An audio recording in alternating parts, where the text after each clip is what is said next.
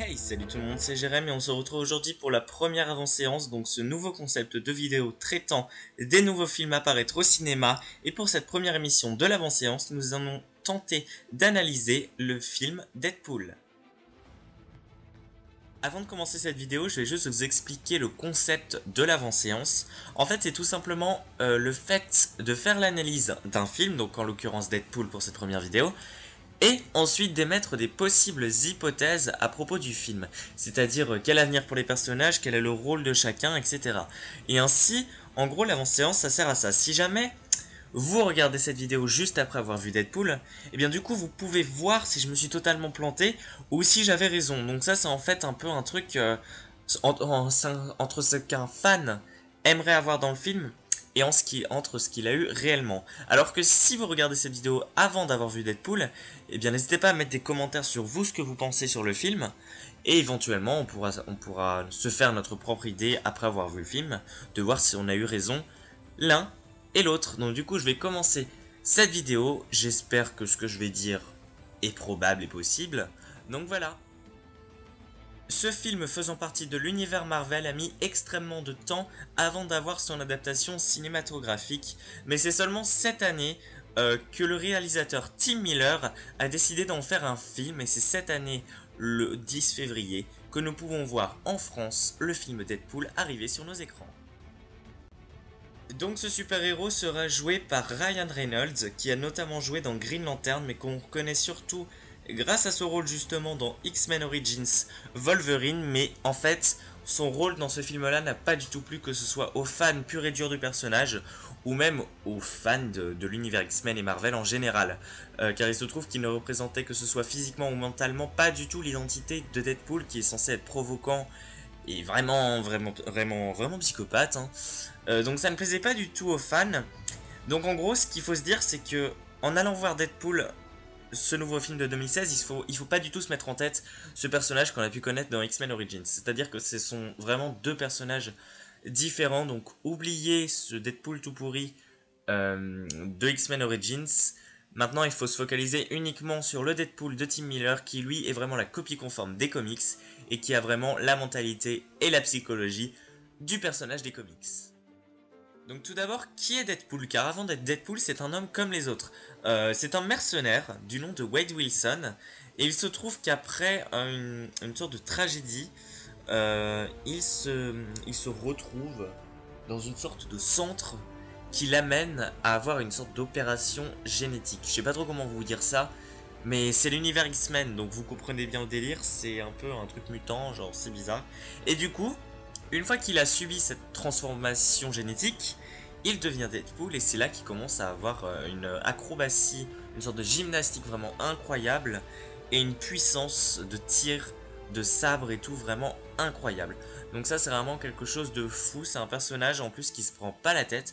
Deadpool, ce qu'il faut savoir, c'est que même dans les comics, c'est un gars qui se prend pas la tête. C'est-à-dire que dans le film, c'est très bien représenté, on peut le voir dans les bandes annonces. C'est un mec qui se tape toutes les meufs du monde, qui est fidèle mais pas trop, mais surtout quand on s'en prend à sa meuf, il rigole pas, quoi. C'est ça le truc qu'il faut se dire. Donc en gros, le but, à mon avis, de Deadpool, c'est qu'on va s'en prendre à sa copine, et une fois après avoir vécu cette opération, cette transformation, et bien du coup, il va certainement s'en prendre aux méchants. Alors on sait pas trop c'est qui les bad guys de l'histoire, on sait pas trop c'est qui pour l'instant, on va le découvrir dans le film, et peut-être on découvrira de nouvelles choses. Et ce qu'il faut savoir aussi, c'est que étant donné que ce film fait partie de l'univers X-Men, alors évidemment on va pas retrouver Wolverine et toute la clique dedans, mais du moins on va retrouver des éléments de Marvel et des comics X-Men tels que quelques personnages, notamment dans la bande-annonce. Je dis bien dans la bande-annonce, parce que si ça se trouve dans le film, il va y en avoir encore plus dont on ne connaissait même pas l'identité.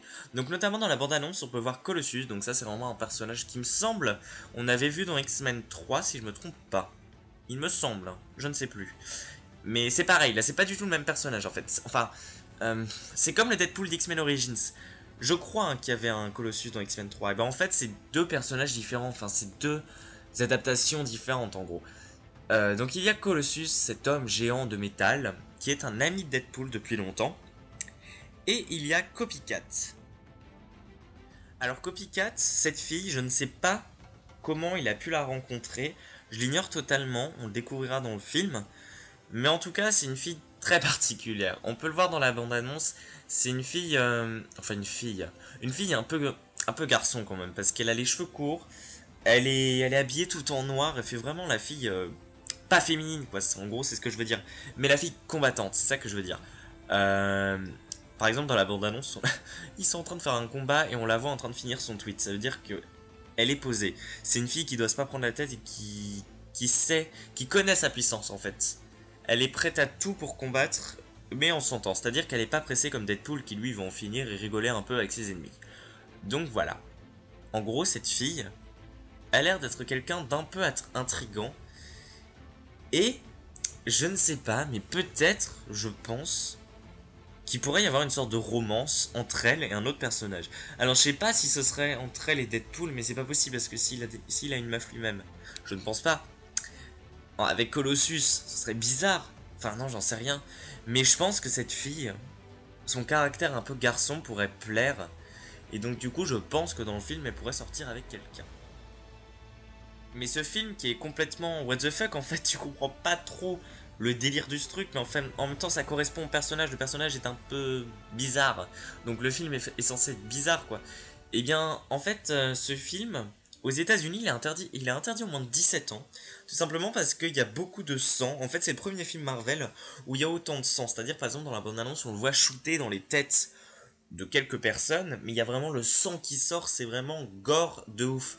Donc, en fait, ce film a été interdit au moins de 17 ans non accompagné aux États-Unis à cause de cette violence. Et il y a aussi beaucoup de sexe, un langage vraiment glauque qui d'ailleurs a fait qu'en Chine, oui, en Chine, vous savez la Chine, le pays bizarre où ils se tapent un peu des délires, pareil que dans le Japon, ils ont des trucs chelous, voilà.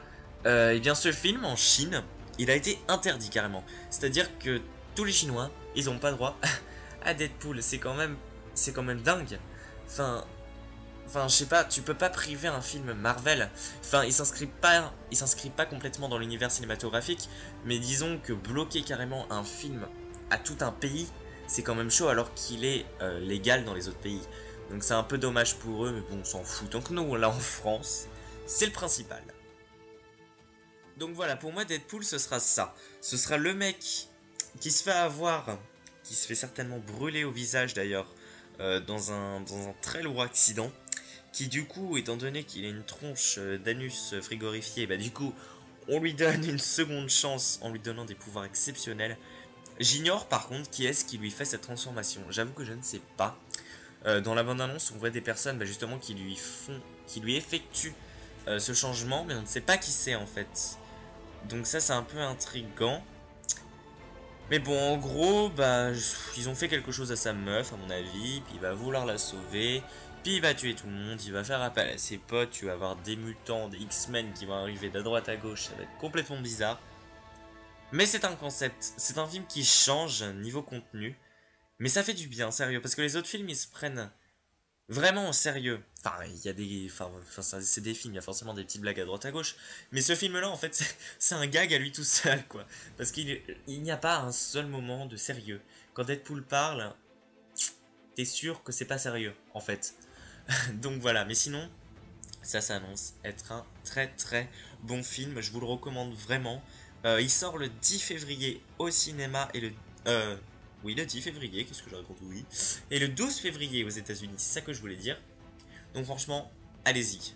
Franchement, c'est un film qu'il faut pas rater, je pense, parce que le contenu est franchement barré. Donc faut aller le voir, vraiment.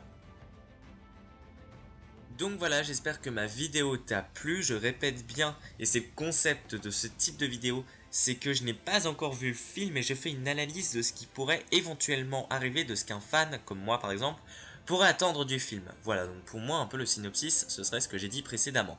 Si jamais vous avez d'autres idées, n'hésitez pas à me les dire dans les commentaires. Et nous on se retrouve la semaine prochaine, oui, donc le mardi 16 février, car le film en question sort le mercredi 17, justement pour faire l'avant-séance de Zootopie. Voilà, donc sur ce n'hésitez pas à mettre un petit pouce en l'air, un commentaire et à vous abonner si ce n'est pas fait, ainsi vous pourrez découvrir toutes mes avant-séances. Et moi je vous dis à très bientôt pour de nouvelles vidéos. Salut tout le monde!